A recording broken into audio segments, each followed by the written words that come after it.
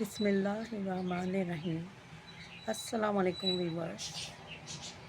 اسلام میں کوئی بھی ایسی چیزیں مقرر نہیں کی گئی ہیں کہ جن کو دفن نہ کرنے سے ان پر جنات حاوی ہو جائیں گے، جنات انسان پر حاوی یا غالب ہو جائیں گے۔ ایسی کوئی چیزیں اسلام میں مقرر نہیں کی گئی ہیں۔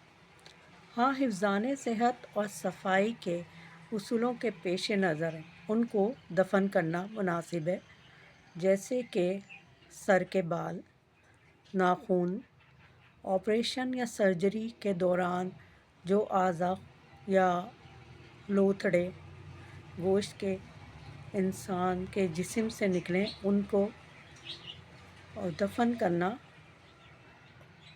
حفظان صحت اور صفائی کے لحاظ سے تو بہتر ہو سکتا ہے، لیکن اسلام میں اس کی کوئی بھی تعلیم نہیں دی گئی ہے۔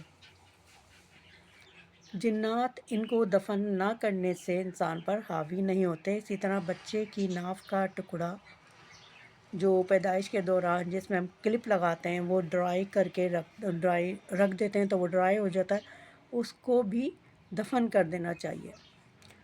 اس کو بھی مطلب اگر رکھا جائے صفائی کے اصولوں کے پیش نظر تو اس کو دفن کر دینا چاہیے، لیکن اگر اس کو بھی بعض لوگ رکھتے ہیں اور بچے کے سر کے بال رکھتے ہیں، لیکن اس کے رکھنے سے جنات کبھی بھی انسان پر حاوی و غالب نہیں ہوتے۔ جنات انسان پر حاوی و غالب جب ہی ہوتے ہیں جب وہ نمازیں چھوڑتا ہے، جب وہ باوضو نہیں رہتا ہے اور وضو کو اہم نہیں سمجھتا ہے، جب وہ اللہ تعالیٰ کے ذکر و اذکار کو چھوڑ دیتا ہے، تو اس وجہ سے جنات حاوی ہوتے ہیں۔ باقی اور کسی چیز کے اوپر انسان کی حاوی نہیں ہو سکتے۔ ان چیزوں کو نقصان دہ جب سمجھنا چاہیے جب ان کے ذریعے جادوگر جادو کرے۔ جادوگر ان چیزوں کو اپنے جنات کے ذریعے بھی منگوا لیتا ہے، یا کسی دشمن نے آپ کا کپڑا، آپ کے سر کے بال، آپ کے ناخن کسی طرح چرا لیا ہو، یا بچے کی ناف کا ٹکڑا چرا لیا ہو، اس وجہ سے ان پر جادو کیا جا سکتا ہے۔ سر کے بالوں پر، ناخن پر جادو کیا جاتا ہے، اور یہ جادو جنات کے ذریعے کراتا ہے جادوگر۔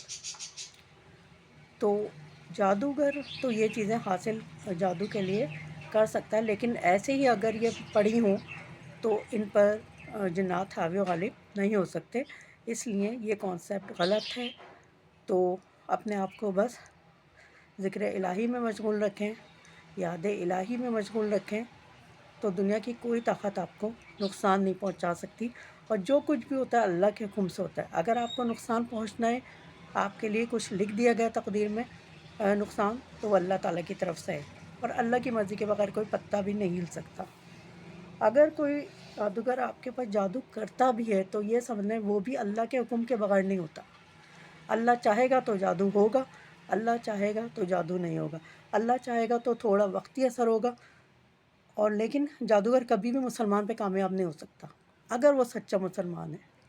ہاں، وہی بات کہ اللہ چاہے گا تو، اللہ کے صرف چاہنے کی دیر ہے، اور اللہ ہی کے چاہنے پہ ہوتا ہے ہر چیز۔ جب ہم اپنی آنکھ کی پلک تک جھپکا نہیں سکتے، درخت کا پتا بھی اللہ تعالیٰ کے حکم کے بغیر نہیں ہل سکتا، تو پھر جادوگر کیا چیز ہے؟